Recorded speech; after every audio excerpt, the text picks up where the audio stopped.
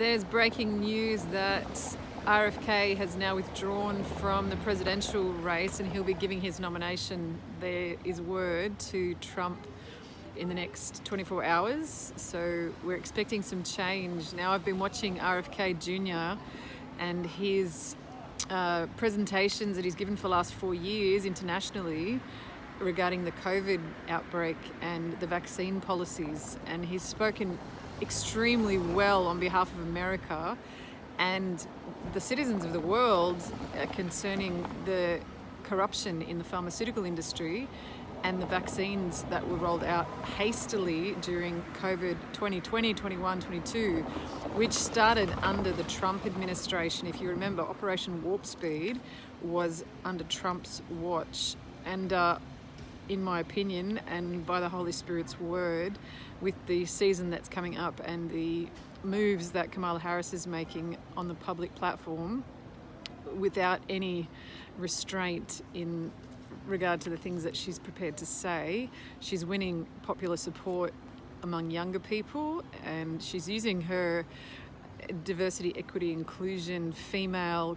coloured person, minority status as leverage, and her youth, which she has as an advantage over Trump in this coming election. And so really these two together, representing the left and the right of politics, need to work together to gain as much advantage as possible, because the outcome, if they fail to prevail in this election, and Kamala is now positioned in a position of power over America, this is the last domino left standing over 5 nations in the transatlantic empire. So if America falls under the globalist plan, then also New Zealand, Canada, Australia, and the UK will be influenced by the outcome of this election. So we're looking forward to a season of unspeakable tragedy where slavery genuinely will become an aspect of our social condition, political, economic and social condition enforced by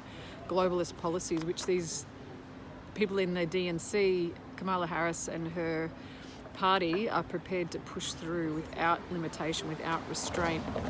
And the stakes are very high.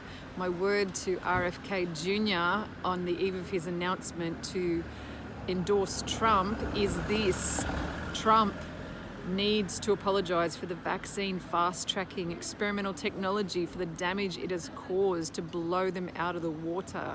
He needs to be honest about his relationship to the pharmaceutical industry, about any fraud that he was part of, and any knowledge that he had. He needs to disclose these interests, 100% transparency and accountability, to win the people's trust again. Until it comes out, if he does not confess these things, it may come out against his interest and he will lose.